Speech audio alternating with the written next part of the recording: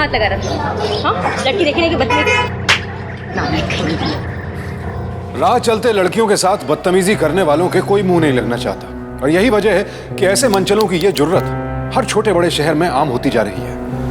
लेकिन नीतू उन लड़कियों में से नहीं थी जो इस बदतमीजी को चुपचाप बर्दाश्त कर ले। इसीलिए उसने भरे बाजार में गली के उस लफंगे को थप्पड़ जड़ दिया। इससे साफ था कि नीतू खूबसूरत होने के साथ साथ हिम्मत वाली भी थी, और उसे अपने आत्मसम्मान के साथ खिलवाड़ कतई मंजूर नहीं था।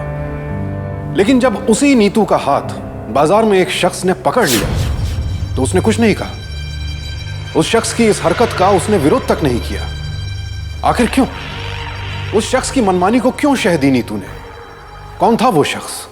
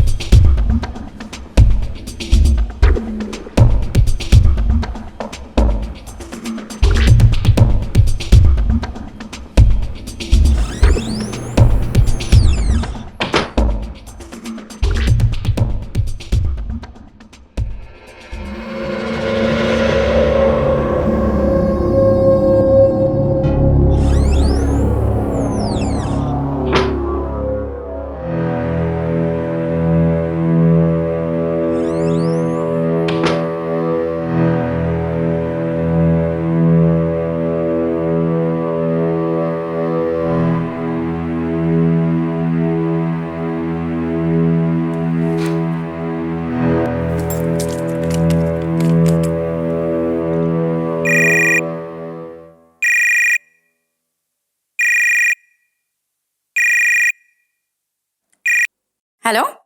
हाय नीतू डार्लिंग। राज, हमने आपसे कहा था ना कि आप हमें फोन मत कीजिए। तो तुमने ही तो कहा था कि अगर मैं तुम्हें 1 महीने तक फॉलो ना करूं तो तुम मुझसे बात करोगी, मुझसे मिलोगी। राज, हमने ऐसा कुछ भी नहीं कहा था। देखिए राज, हमारे बीच में जो कुछ भी था प्लीज उसे भूल जाइए, क्योंकि वो सब कुछ शादी के पहले था। अब हम शादीशुदा हैं। प्लीज दोबारा हमारी जिंदगी में आने की कोशिश मत कीजिए, क्योंकि ऐसा करके आप सिर्फ हमें परेशान करेंगे, हमारी मुसीबतें बढ़ाएंगे और कुछ नहीं। मैं तुम्हारे लिए मुसीबत खड़ी करूंगा? नहीं तो ये कैसी बातें कर रही हो तुम मुझे इग्नोर किए जा रही हो। मैं तो तुमसे मिलना चाहता हूँ, तुमसे बात करना चाहता हूँ। इनफैक्ट तुम्हें पता है मैं तुम्हारी बिल्डिंग के नीचे खड़ा हूँ। बिल्डिंग?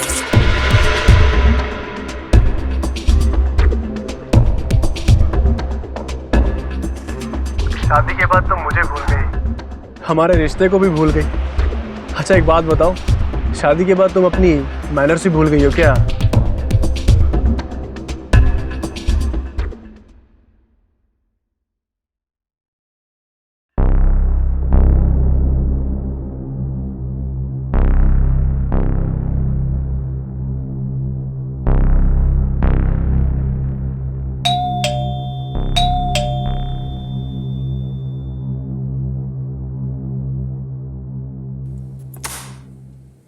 हाय। हाय। वो मेरे फ्रेंड आए हैं। राज, मेरे हस्बैंड राजेश। हाय। राज। आज मुझे बाजार में मिल गए, तो मैंने सोचा कि क्यों ना अपने पुराने फ्रेंड को कॉफी पे बुलाया जाए, इसलिए बुला लिया। और आपको पता है इन्होंने अपनी ट्रैवल एजेंसी भी खोली अभी। कांग्रेचुलेशंस। आप हमारी शादी में आए थे ना? वो एक्चुअली मैं शक्ल याद रखने में थोड़ा वीक हूँ। अरे इट्स ओके। मैं तो शादी में आना चाहता था पर नीतू ने इनवाइट ही नहीं किया।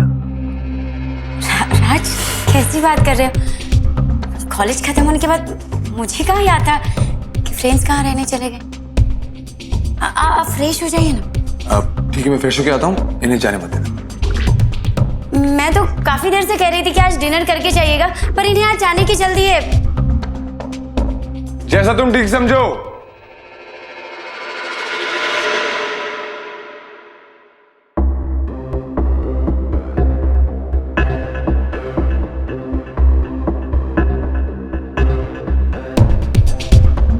मुझे अच्छा लगता अगर हम तीनों साथ में डिनर करते थे। राज, मैं आपसे हाथ जोड़कर रिक्वेस्ट करती हूँ, आप प्लीज दोबारा यहाँ आने की कोशिश मत कीजिएगा। हमें हमारी शादीशुदा जिंदगी चैन से जीने दीजिए। क्या करें? क्या देख रहा है बे?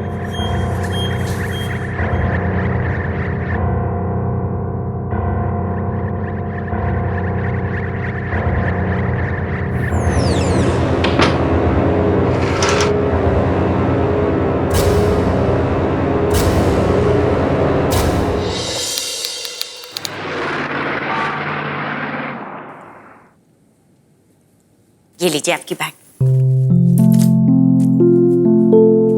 चलता हूँ। जी।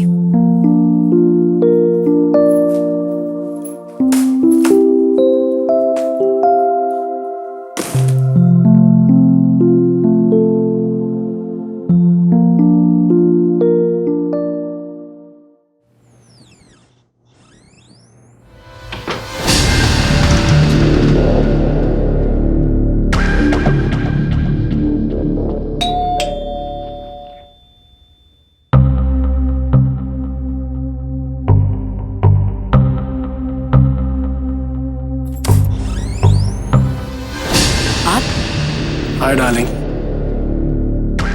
I brought something for you.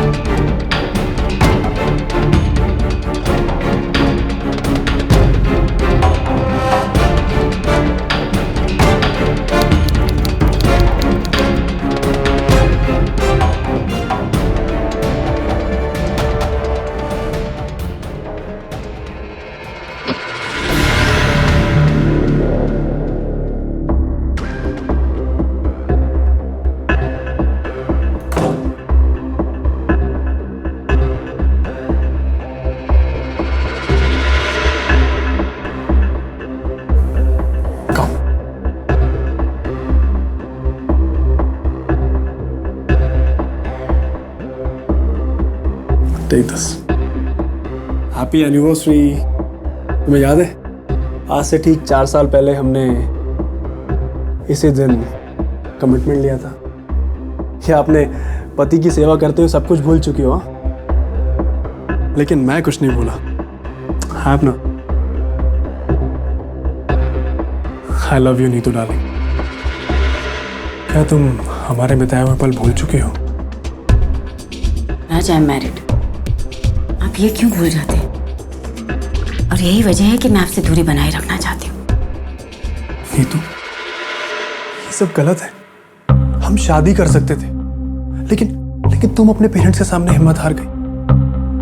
अब तुम ये कहोगी कि तुम उस बेवकूफ से प्यार करने लगी हो। हाँ?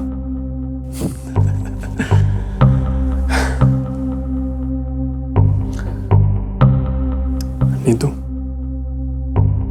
मैं तो सिर्फ वो पल फिर से जीना चाहता हूँ। नहीं राज, ये नहीं हो सकता। सुन लिया आपने? ये नहीं हो सकता।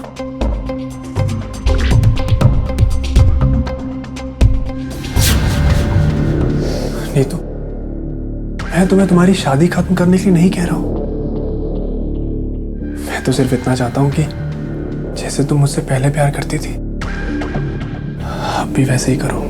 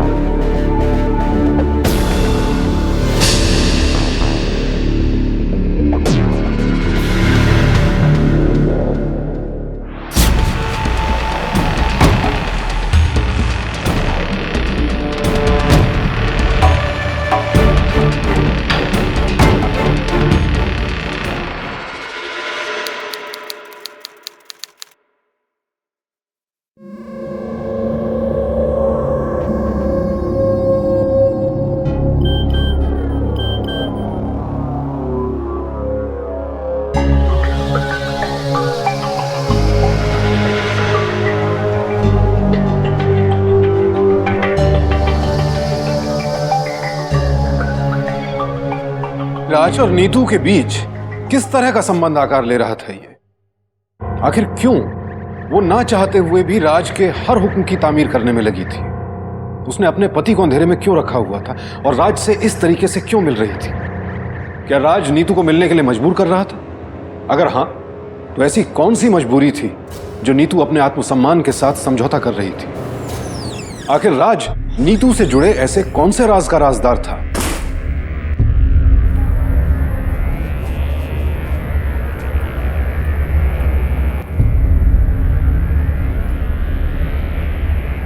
कहाँ चले गई थी तुम?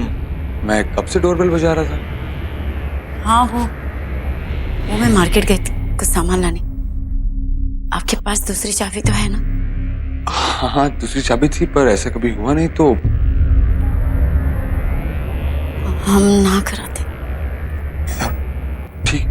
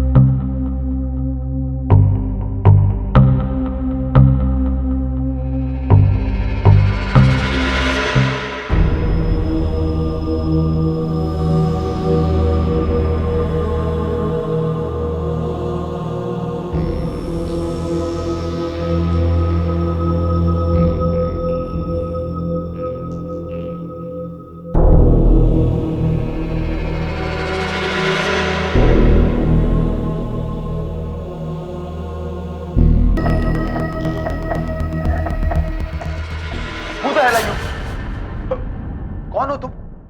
तुम्हें कहाँ रहते हो? देखो, दोबारा इस नंबर पर बिल्कुल फोन मत करना, मैं पुलिस में कंप्लेन कर दूंगा। फोन रख।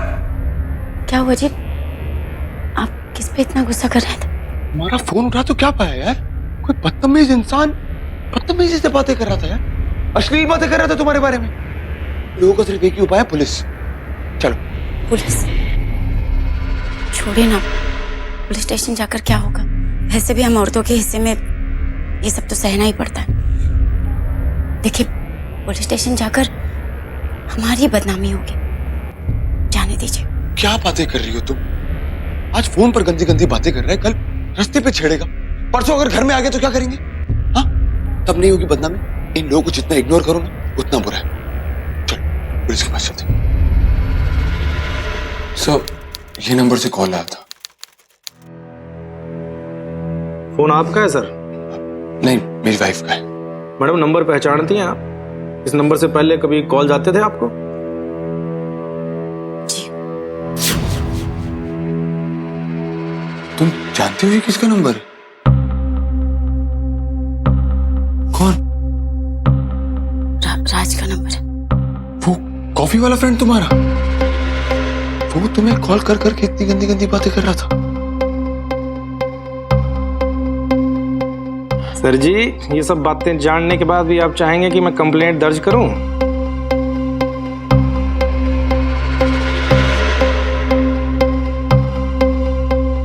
नो। सर, घर की बात है ना, जो घर में निपटा लेनी चाहिए।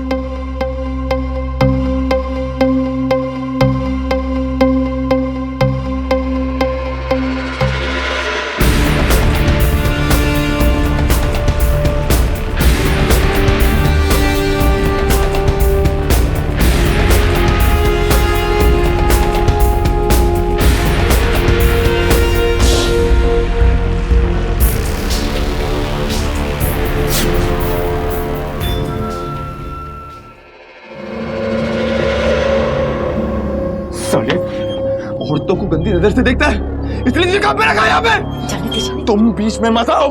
सर, पहले अपने आप बीबी को संभालो, औरों के साथ चिपकती है, मैं तो सिर्फ देख रहा था। चुप चुप चुप। जा।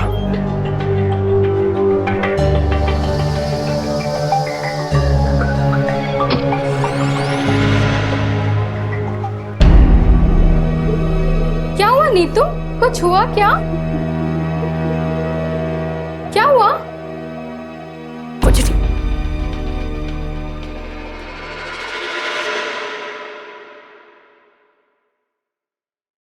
सुनिए जी,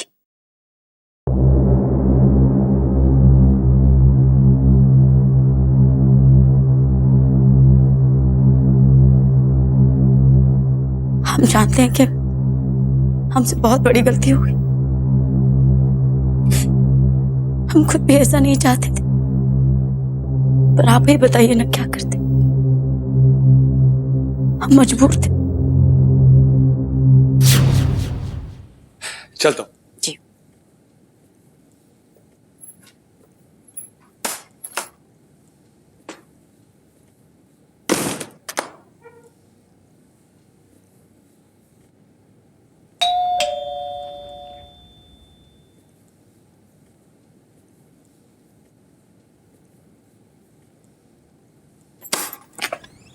तुम? Hi darling, I got something for you. Raj, मैंने तुम्हें पहले भी कहा था कि यहाँ मत आना, तुम फिर भी आ गए। तुम तो बेकार में गुस्सा हो रही हो। मैं तो बस अपनी पुरानी यादें ताजा करने आया था। So can I come in? I want to show you something.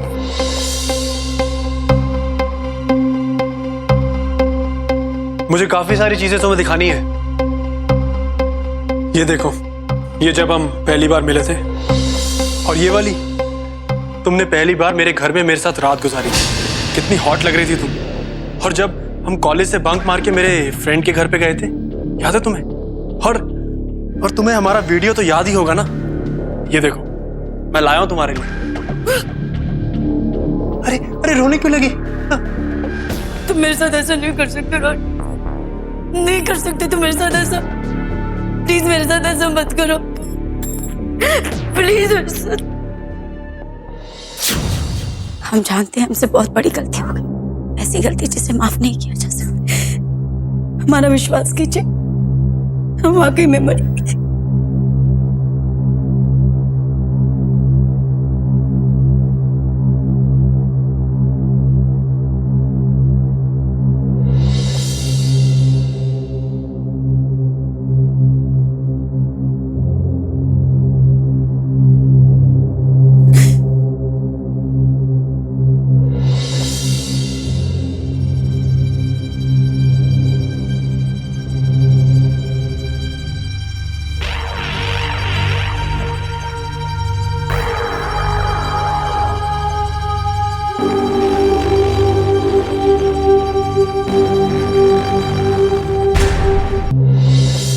आखिर नीतू ने उस राज से पर्दा हटा ही दिया जिसकी वजह से वो अब तक समझौते करती चली आ रही थी। नीतू ने जब राजेश के सामने अपनी व्यथा बयान की तो जाहिर हो गया कि क्यों मंचलों के मुंह पर तमाचा जड़ने वाली निडर नीतू ने राज के सामने हथियार डाल दिए थे। दरअसल राज नीतू को ब्लैकमेल कर रहा था। कुछ तस्वीरों और वीडियोस को हथियार बनाकर वो उसके साथ मनमानी कर रहा था, और नीतू उसकी मनमानी चुपचाप इसलिए सह रही थी क्योंकि वो नहीं चाहती थी कि उसका अतीत उसके वर्तमान वैवाहिक जीवन को बर्बाद कर दे। पर उसे इल्म नहीं था कि उसकी ये सोच, उसका ये समझौता उसे एक खतरनाक अंजाम तक पहुंचाने वाले थे।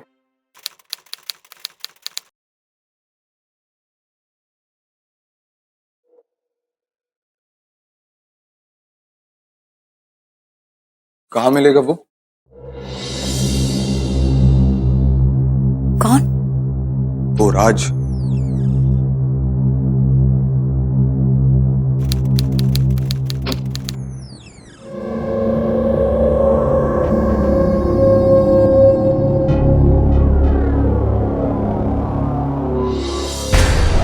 आप यहाँ कैसे? देखो, मुझे वो इमेजेस और वीडियोस चाहिए। ओह, तो तुम्हें सब पता चल गया। चलो अच्छा ही हुआ। अब नीतू को भी इस रोज रोज गंदे से होटल में नहीं आना पड़ेगा। अब तो तुम्हारे घर पे ही मिल लिया करेंगे। और वैसे भी जब तुम ऑफिस चले जाओगे उसके बाद सिर्फ हम दोनों ही तो बचेंगे घर पे, एकदम अकेले। देखो, मुझे कोई तमाशा खड़ा नहीं करना है, चुपचाप मुझे वो इमेजेस दे दो। तमाशा? तमाशा तो तुम्हारा बनेगा अगर वो वीडियोस और इमेजेस मार्केट में आ गए तो। इसलिए चुपचाप निकलो यहाँ से और अपने घर जाओ और रात को नीतू को भेज देना। देखो, ये बकवास मत कर। ज्यादा हीरो मत बनो, समझे? भागो यहाँ से, चलो। तुमसे जरा हंस के क्या बात कर लिया, तुम तो सर पे ही चढ़ने लगे। चलो निकलो यहाँ से। और सुनो, नीतू को भेज देना।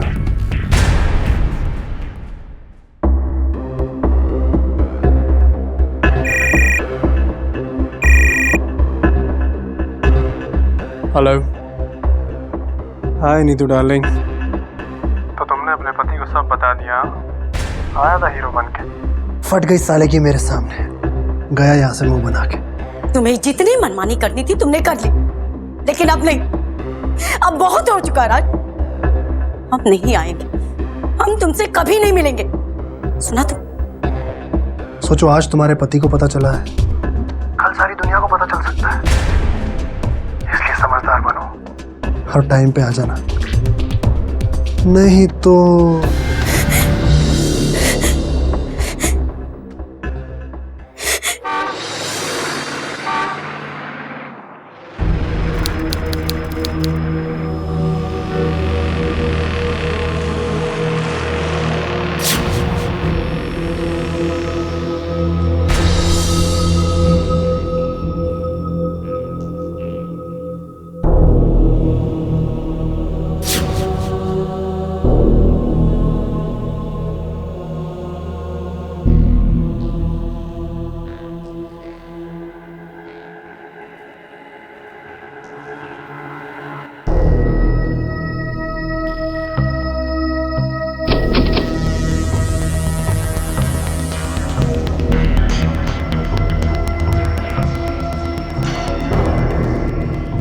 प्लीज मत करो ऐसा राज।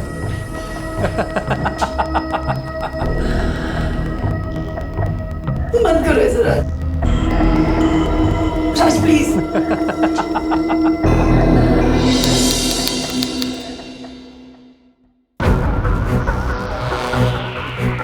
आठ पे चलो। आठ? क्यों, कोई प्रॉब्लम है क्या? चुपचाप अपना काम करो। देख क्या रहे हो?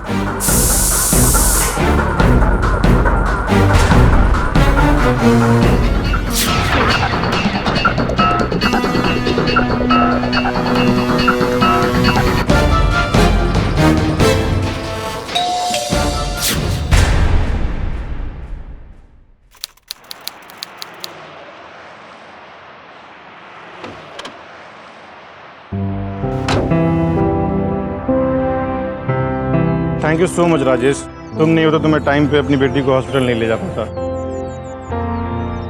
बाय बोलो बेटा।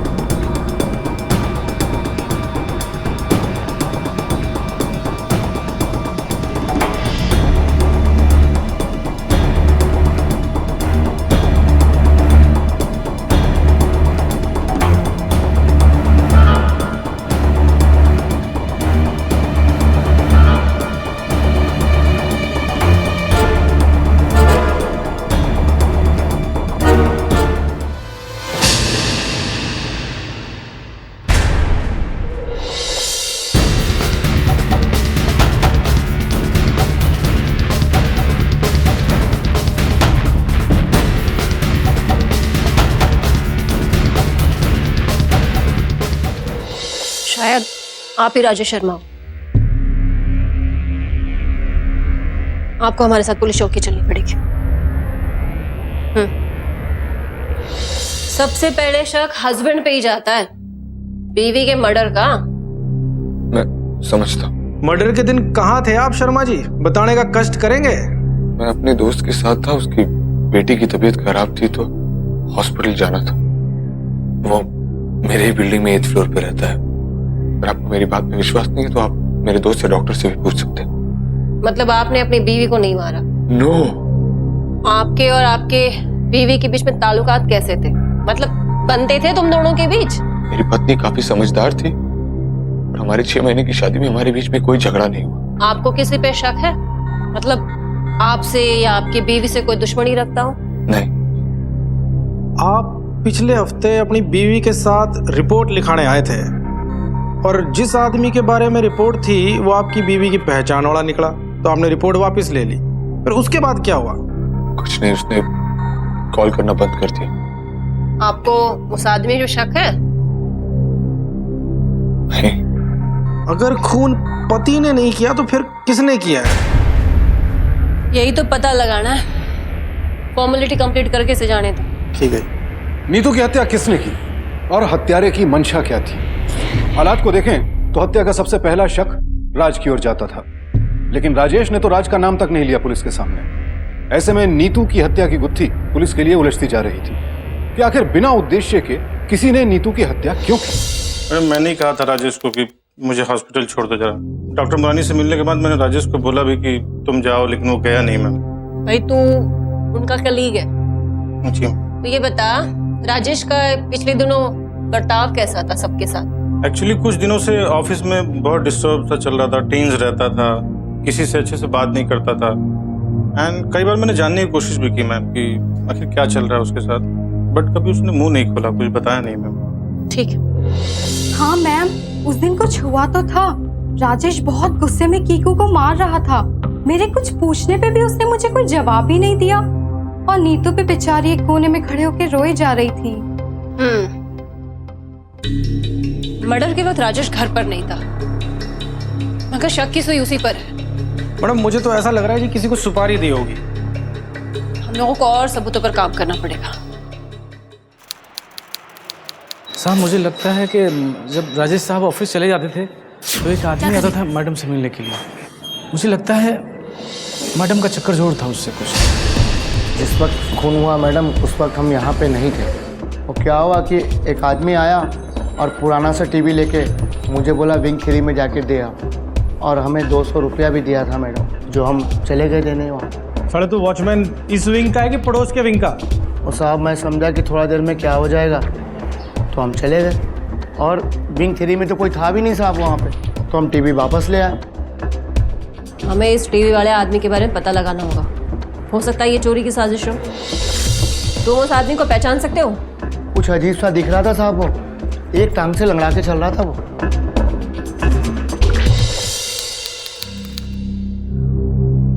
इसको जानते हो?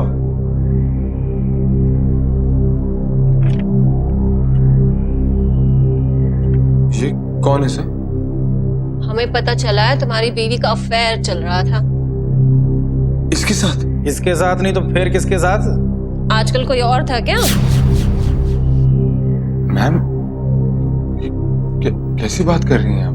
देख भाई, हमें सब पता चल चुका है, अब तू सच उगल ही दे। अब बोल। नहीं तो चली गई है, कम से कम उसके इज्जत के साथ तो मत खेलिए। तेरे बीवी का अफेयर इस आदमी के साथ था? नहीं सर, मैं इस आदमी को जानता तक नहीं हूँ। जिसने मेरे परिवार को बर्बाद किया है वो नीतू का कॉलेज फ्रेंड। तो मिला था उससे? हाँ। कहाँ? होटल 3 स्टार, बालिका बाजार, रूम नंबर 303। सर राज नाम का कोई आदमी यहाँ नहीं रुका सर। देखो झूठ मत बोलो, मैं यहीं पे उसे रूम नंबर 303 में मिला था। हमारे बीच में बहस भी हुई थी। सर 303 में तो रमेश सर रुके थे सर, और वो तो 3 दिन पहले ही रूम खाली करके जा चुके हैं सर। देखो। अरे उसकी आईडी की कॉपी तो होगी, और उसने कैश से पे किया कि कार्ड से पे किया?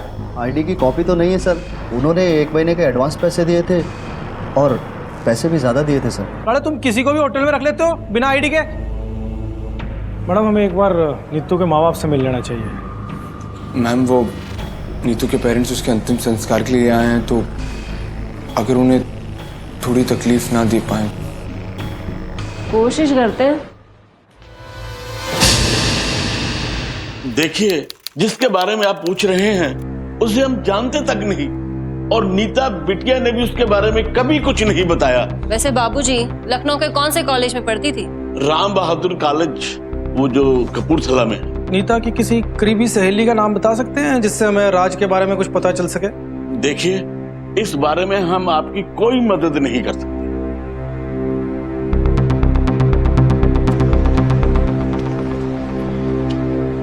सर, वो रात से मैं एक बार मिला हूँ। वो रहता कहाँ है ये तो नहीं मालूम, लेकिन लखनऊ के बाजार में मेरा एक फ्रेंड है, उससे पता लगाया जा सकता है। ठीक है, देखते हैं।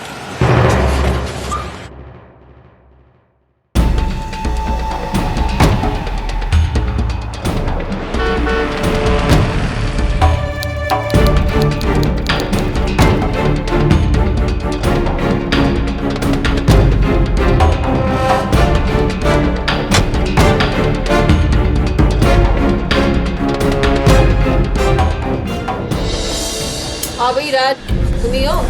जी कहिए। तुम नीतू को जानते हो? जी मैम, हम दोनों साथ में कॉलेज में पढ़ते थे, और उसकी शादी के बाद एक दो बार मुलाकात हुई है उससे। तो उसने एक बार कॉफ़ी के लिए फोर्स किया, तो मैं उसके घर भी गया था।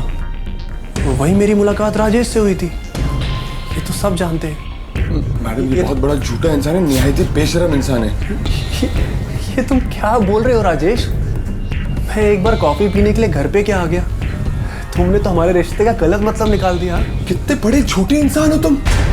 तुमने बार बार नीतू को फोन करके टॉर्चर किया, और जब उसने तुम्हारी बात नहीं मानी तो तुमने उसे मार दिया। शांत हो जाओ, अखाड़ा नहीं है, शांत हो जाओ। मैम, जिस दिन नीतू का मर्डर हुआ था उस दिन तो मैं कोर्ट गया हुआ था।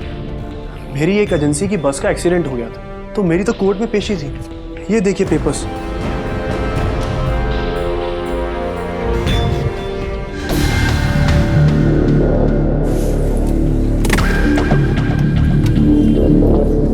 मैडम मुझे तो इन दोनों में से कोई एक कत्ल का जिम्मेदार लगता है।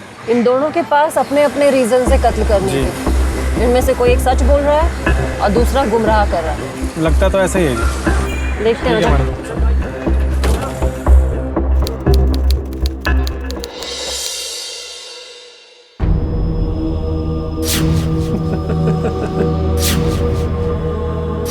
नीतू को भेज देना।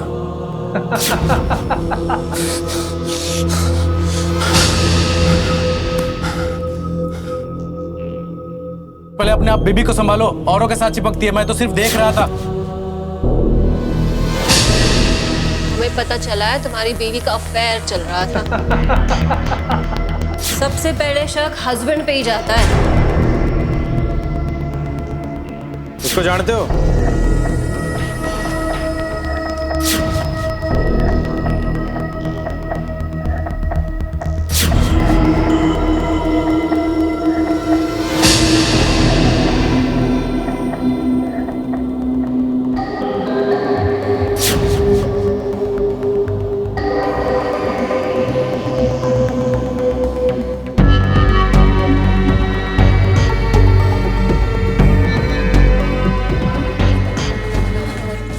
मैडम ये फोटो देखिए मैडम, ये वही आदमी है जो होटल की लॉबी में था, और मैंने इसकी फोटो भी खींची थी। पर अपने फैमिली की रेपुटेशन के बारे में सोचकर मैडम मैंने कुछ कहा नहीं। और ये वही बंदा है जिसने हमारे वॉचमैन को टीवी दिया था मैडम। वॉचमैन ने भी यही कहा। मैडम अगर हम इस बंदे तक पहुंच जाएंगे तो शायद खूनी का पता चल जाएगा मैडम। मैडम ये आदमी चिकना उर्फ महेश है, और उसके ऊपर ऑलरेडी बहुत से मर्डर और लूट के केसेस दर्ज है।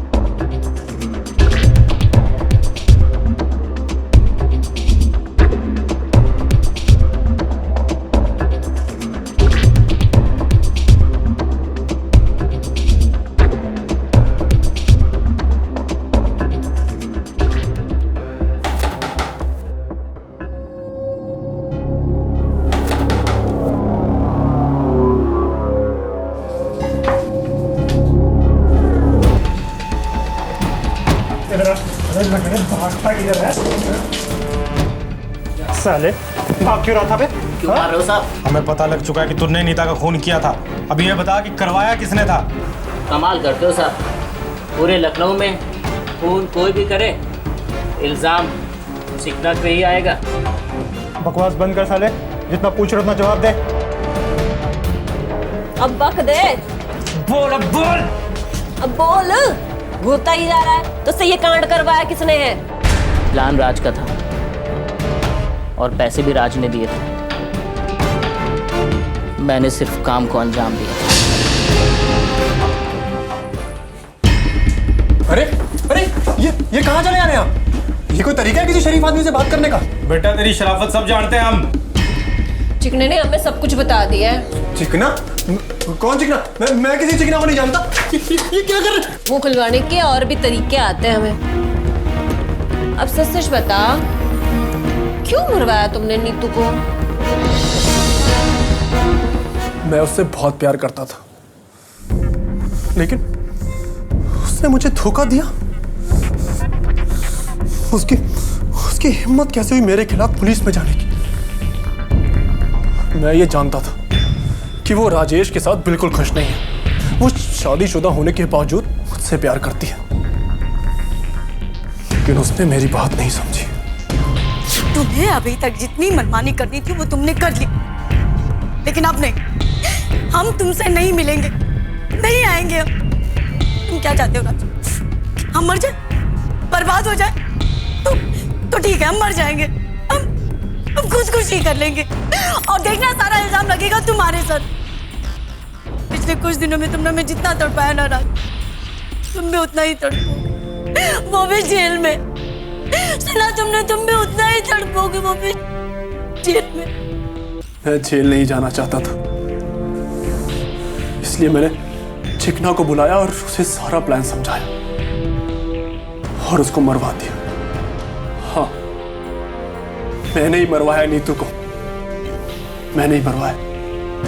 तू अब भी वहीं जाएगा? पिछवाड़े 20 डंडे पड़ेंगे रोज, तब तुम्हें समझ में आएगा कि क्या कांड किया है। चलो इसे लेके। अपराधियों को सजा हमेशा मिलती है और इस मामले में भी यही हुआ।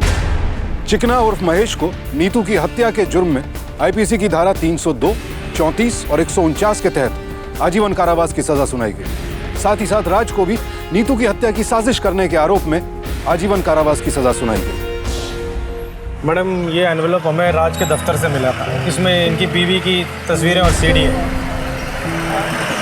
मैम, ये वही फोटोग्राफ्स और वीडियो थे जिससे राजनीति को ब्लैकमेल कर रहा था। मैम, क्या मैं ये रख सकता हूँ? ये हम अपने पास भी रखना नहीं चाहते, बस सबूत है। डोंट वरी, हमारे पास सेफ रहेगा। Sir, thank you so much. मैं आप लोग के साथ नहीं होता तो शायद मैं कभी राज तक नहीं पहुँच पाता। अगर तुमने थोड़ी सी भी हिम्मत दिखाई होती, राज के पास जाने के बजाय हम पुलिस वालों के पास आए होते, तो आज तुम्हारी नीतू जिंदा होती। ठीक है। Thank you.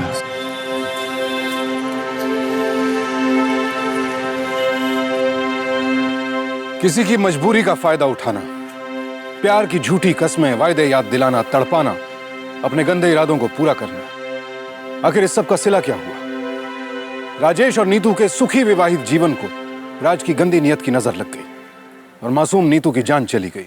याद रखिए, आपस में बातचीत के जरिए, संवाद के जरिए किसी भी समस्या का समाधान निकाला जा सकता है। राज नीतू की जिस मजबूरी का फायदा उठा रहा था, वो उसमें कभी कामयाब नहीं हो पाता अगर नीतू ने वक्त रहते अपने साथ हो रही ब्लैकमेलिंग के बारे में अपने पति राजेश या फिर किसी और विश्वसनीय व्यक्ति को जानकारी दी होती।